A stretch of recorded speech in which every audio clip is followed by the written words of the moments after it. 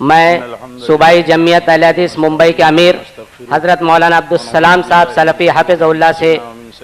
دستبردہ عرض کروں گا کہ وہ مائک پر تشریف لائیں اور خطبہ استقبالیہ پیش فرمائیں۔ مولانا عبدالسلام صاحب سلفی حافظ اللہ۔ واشهد ان محمدا عبده ورسوله يا ايها الذين امنوا اتقوا الله حق تقاته ولا تموتن الا وانتم مسلمون يا ايها الناس اتقوا ربكم الذي خلقكم من نفس واحده وخلق منها زوجها وبث منهما رجالا كثيرا ونساء واتقوا الله الذي تساءلون به والارحام ان الله كان عليكم رقيبا يا أيها الذين آمنوا اتقوا الله وقولوا قولا سديدا يصلح لكم أعمالكم ويغفر لكم ذنوبكم ومن يطع الله ورسوله فقد فاز فوزا عظيما أما بعد فإن خير الحديث كتاب الله وخير الهدي هدي محمد صلى الله عليه وسلم وشر الأمور محدثاتها وكل محدثة بدعة وكل بدعة ضلالة وکل ضلالۃ فی النار۔ معزز صدر جلسہ، اصحاب فضیلت، علماء کرام، معزز حاضرین و حاضرات، یہ امر صوبائی جمعیت اہل حدیث بمبئی عظمیٰ، اس کے ذمہ داروں، اس کے کارکنان اور مسلک و جمعیت سے وابستہ تمام توحید پرستوں کے لیے باعث مسرت ہے کہ توحید پرستوں کا یہ جمع غفیر صوبائی جمعیت اہل حدیث کی دعوت پر جمع ہوا ہے۔ صوبائی جمعیت کی طرف سے ہم تمام بھائیوں اور بہنوں کا پرجوش استقبال کرتے ہیں اور اللہ کا شکر ادا کرتے ہیں کہ اس نے جمعیت سے وابستہ سبھی حضرات کو اس بات کی توفیق بخشی کہ اس 2 روزہ دین رحمت کانفرنس کا اہتمام کر سکیں اور مرکزی جمعیت کی طرف سے دیے گئے دعوتی پروگرام کے خانوں میں رنگ بھر سکیں۔ مرکزی جمعیت اہل حدیث ہند کے دعوتی پروگرام میں بھی شامل تھا کہ سال میں صوبائی جمعیتیں ایک کانفرنس یا عام اجتماع کا انعقاد کریں جس میں تمام ضلعی و مقامی جمعیتیں حصہ لیں اور یہ اجتماع صوبائی پیمانے کا ہو۔ رب پاک کا لاکھ لاکھ شکر ہے کہ اس نے صوبائی جمعیت اہل حدیث بمبئی کو یہ توفیق بخشی کہ وہ یہ صوبہ کی نمائندہ کانفرنس بلائے۔ اللہ تعالیٰ تمام لوگوں کی کوششوں کو شرف قبولیت بخشے اور اس کانفرنس میں تمام حاضرین و حاضرات کے اندر دین کی خدمت کا ولولہ پیدا فرمائے۔ یہ صوبائی کانفرنس محض ایک اجتماع نہیں ہے، نہ ایک بھیڑ بلا کر اٹھنا بیٹھنا اور بکھر جانا ہے، اس کے پیچھے ایک مقصدیت ہے، ایک خواہش ہے، ایک جذبہ ہے۔ مقصد یہ ہے کہ صوبائی حلقے کے اندر جمعیت کی اکائیوں کو یکجا کیا جائے اور یہ جائزہ لیا جائے کہ کاروان توحید نے جو اپنا دعوتی پروگرام بنایا ہے اس نے 1 سال کے اندر کتنی کامیابی حاصل کی، اپنے پروگرام کے خانوں میں کتنا رنگ بھرا، کتنا دل و دماغ بدلے، کتنا لوگوں کے اندر دین پھیلانے اور اس کے مطابق خود کو بدلنے کا ولولہ پیدا ہوا، اس کے لیے قربانی اور جافشانی کے لیے کتنے لوگ تیار ہوئے اور کاروان توحید کو زیادہ پیما ہونے، پھیلنے، با مقصد بنانے کے لیے کتنا جذبہ لوگوں کے اندر پیدا ہوا۔ دینی بھائیوں، یہ جائزہ انفرادی بھی ہو سکتا ہے اور اجتماعی بھی۔ انفرادی طور پر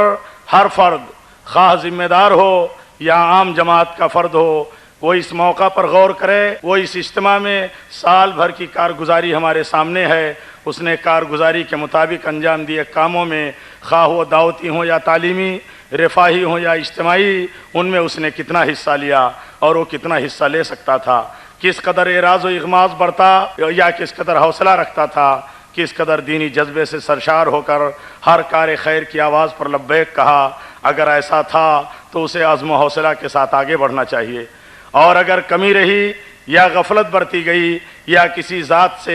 جمعیت کے پروگراموں کو، اس کی اجتماعیت کو اگر نقصان پہنچا تو اسے اس موقع پر یہ عزم کرنا چاہیے کہ اس کی ذات سے جمعیت کی اجتماعیت کو، اس کے مفادات کو تقویت حاصل ہو اور مخالفت کے بجائے معاونت کا رویہ اپنائے، تال میل کی سوچ بنائے۔ جمعیت سب کی ہے، سب کے دینی مفادات کے تحفظ کے لیے ہے۔ اگر جمعیت مضبوط ہوگی تو اس سے وابستہ ہم مسلک برادری کے دینی مفادات کا تحفظ آسان ہوگا، اور اگر اس کو کمزور کیا گیا، اس کی اجتماعیت پر زد پڑی، تو ہم مسلک برادری کے دینی، رفاہی، تعلیمی اور دعوتی کام بکھر کر رہ جائیں گے۔ فرد قائم ربط ملت سے ہے تنہا کچھ نہیں، موج ہے دریا میں اور بیرون دریا کچھ نہیں۔ دینی بھائیوں،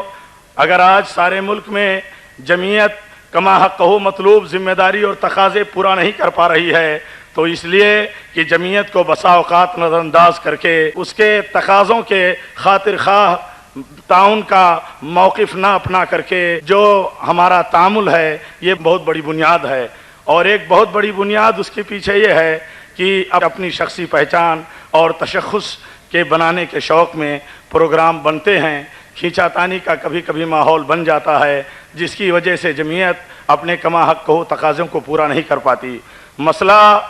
مسئلہ صرف قلب و ذہن کی ناہمواریوں کا ہے، ورنہ دینی بھائیوں آپ جانتے ہیں کہ مقصد سب کا ایک ہے، منہج ایک ہے، منزل ایک ہے۔ اگر ذہنی ہمواری اور قلبی ہمواری پیدا ہو جائے تو ایسی سوچ بن سکتی ہے کہ تعاون کی راہ نکلے اور تکرار عمل اور ضیاع اسباب سے بچا جا سکتا ہے،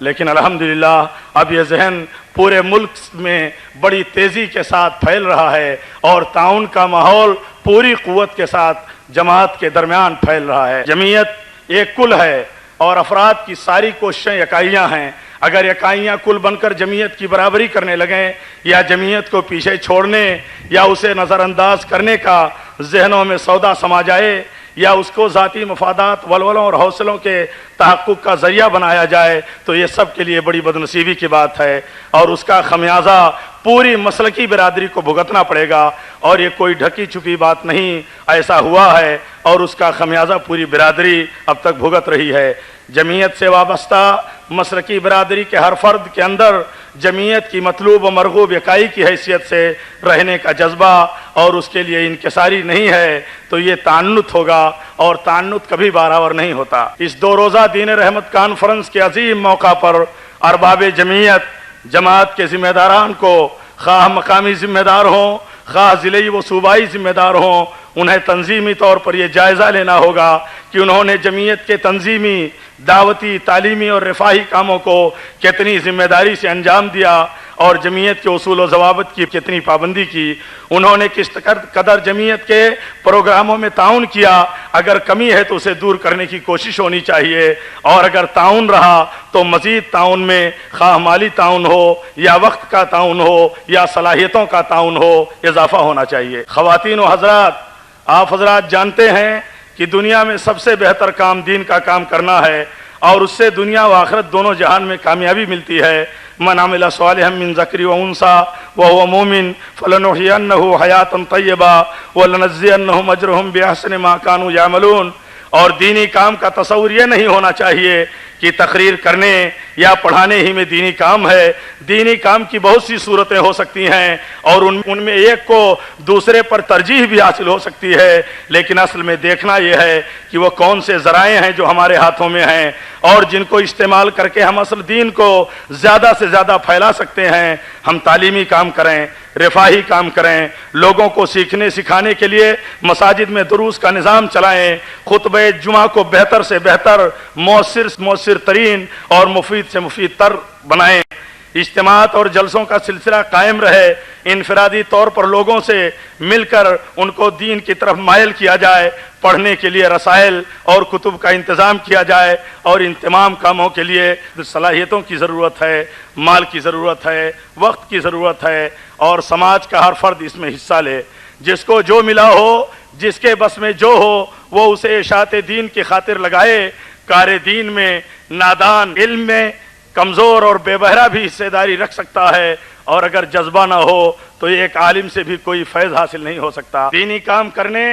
دعوت و تبلیغ کرنے کا انفرادی طریقہ بھی ہو سکتا ہے اور اجتماعی طریقہ بھی، اور ہر وقت اور ہر زمانے میں دونوں کی ضرورت ہوتی ہے، لیکن اس کے لیے اگر ایک نظم قائم ہو جائے، اجتماعی یا انفرادی کوششوں کو ایک جہتی مل جائے، تکرار عمل سے قوتوں، صلاحیتوں کا جو ضیاع ہوتا ہے اس سے اگر بچا جائے، طے شدہ ضوابط کے تحت تجربے کی روشنی میں کام کیا جائے، اتحادی کوشش سے جہود کے اندر وقار پیدا ہوتا ہے، وزن بڑھتا ہے، ان کے اندر کشش پیدا ہوتی ہے، کوششوں کے نتائج جلد نکل آتے ہیں اور ان کے اندر پائیداری ہوتی ہے، اور ہم خیال لوگوں کو ایک لڑی میں پرویا جانا ممکن ہوتا ہے، انتشار و خلفشار پیدا ہونے کے مواقع کم سے کم تر ہو جاتے ہیں، اور اس کی ایک زندہ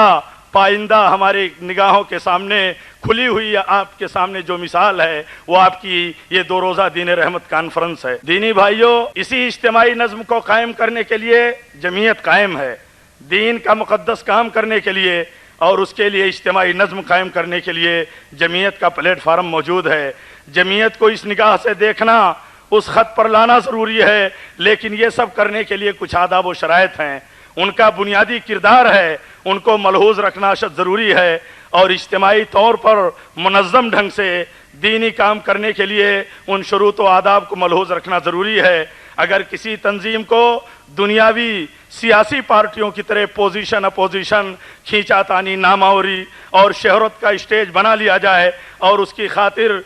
مکر اور اسی طرح افطرا کا رویہ اپنایا جائے تو یہ دنیا کا بدترین کام بھی بن جائے گا اور نہایت ہی گھناؤنا اور بدترین عمل ہوگا۔ دینی تنظیم کے آداب میں سب سے بہتر چیز یہ جاننی چاہیے کہ یہ اسٹیج لینے کے لیے نہیں ہے، صرف دینے کے لیے ہوتا ہے۔ اس میں جو بھی آئے وہ مان کے آئے کہ اس کاروان دعوت و توحید میں شریک ہونے کا مطلب یہ ہے کہ دین و ملت کے مفاد میں، جماعت و مسلک کے مفاد میں اس سے جو ہو سکے گا کرے گا، اللہ کی رضا کے حصول اور مسلمانوں کی بہبودی کی خاطر اس سے جو بن پڑے گا وہ کرے گا۔ دینی تنظیم میں آنے کا مطلب یہ ہے کہ انسان کا ضمیر زندہ ہو، اس کے اندر تڑپ موجود ہو، خیر کا شعور اس کے اندر پختہ ہو، دین و ملت کے نفع و ضرر کا اسے پورا احساس ہو، دینے کے لیے آئے، لینے کے لیے نہیں۔ اگر وہ یہاں آتا ہے عہدے کی لالچ میں، شہرت کی بھوک مٹانے، تو یہ دینی تنظیم کے مزاج کے خلاف ہے۔ یہاں تو ابتدا اور انتہا سارا دینی شعور، سارا مسئلہ دینی شعور و زندہ ضمیری رضائے الہی و انابت اللہ کا ہے۔ یہاں پرچار، پروپیگنڈا، سازش کی کوئی جگہ نہیں، اور اگر کسی تنظیم میں یہ چیزیں در آئیں کہ اس میں داخل ہونے کے لیے اس کے اپنے لوگ دیوانہ وار سازش کرنے لگیں اور منصب و شہرت کے حصول کے لیے اور دیگر مفادات کے تحفظ کے لیے دینی تنظیم پر نگاہ ٹکا دیں، اس تنظیم کی دینی شناخت ختم ہو جاتی ہے، اور جس قدر پر منفی کام ہوں گے اسی کے بقدر فساد اور بگاڑ دینی تنظیم میں عام ہو جائے گا، اور جس قدر ایسے لوگ کسی تنظیم میں داخل ہوں گے اسی کے بقدر تنظیم کمزور ہوگی۔ ایسے لوگ دین کی کام میں رکاوٹ بنتے رہیں گے، دعوتی کام اس کے بقدر سست، کمزور اور بے مقصد ہو جائیں گے۔ یہ اصولی باتیں کسی بھی دینی تنظیم کے اندر دینی نفع و ضرر کا شعور اصل ضروری ہے، اور انہی اصولوں کے مطابق دینی تنظیم سے وابستہ افراد کی تربیت و اصلاح، دخول و خروج ہونا چاہیے، صلاح و اصلاح کا شعور پختہ ہونا چاہیے۔ دینی بھائیوں، معزز غیور نوجوانوں، دینی تنظیم کوئی مقدس منزل من اللہ چیز نہیں ہے، نہ صرف نام سے کچھ بن بگڑ جاتا ہے، نہ دینی تنظیمات بذات ہی اس لیے ہوتی ہیں کہ اس میں تنظیم پرستی، گروہی عصبیات کو پروان چڑھایا جائے۔ وہ اصلاح و دعوت کے لیے اجتماعی جد و جہد کا ایک مؤثر ذریعہ ہیں۔ اگر انہیں ان منفی کاموں کے لیے استعمال کیا جائے تو انسان اپنا صحیح پیغام بھول جاتا ہے اور مقصدیت سے دور ہٹنے لگتا ہے اور پیغام الہی کو توڑ مروڑ کر اپنا پیغام بنا ڈالتا ہے۔ اور تنظیمات کا دوسرا المیہ یہی ہے کہ لوگ دین کی اشاعت اس ناحیے سے نہیں کرتے کہ دین اللہ کا ہے، اس نے ہمارے اوپر یہ ذمہ داری عائد کی ہے کہ ہم اسے لوگوں تک پہنچائیں۔ اس کے برعکس آج صورتحال یہ ہے کہ لوگوں نے رجال کے حوالے سے، علماء و قائدین عمائدین، ادارہ جات کے حوالے سے کچھ ترجیحات متعین کر لی ہیں جن میں رجال، تنظیمات، ادارہ جات کی بڑائی و شہرت ہوتی ہے، اور اس کو کار دین اور عین دین مان کر چلا جاتا ہے۔ حالانکہ بسا اوقات ان ترجیحات کے پس منظر میں جو عوامی ہوتے ہیں وہ شرک و بدعت، الہاد و اباحیت کے چور دروازے کھول دیتے ہیں اور سب کو روا مان لیا جاتا ہے۔ گروہی و تنظیمی عصبیات اور رجال پرستی کا مال یہی کہ اصل پیغام، اصل دعوت کھو جائے اور ترجیحات بشر کو وحی الہی، رسالات و بلاغت انبیاء کا درجہ دے دیا جائے۔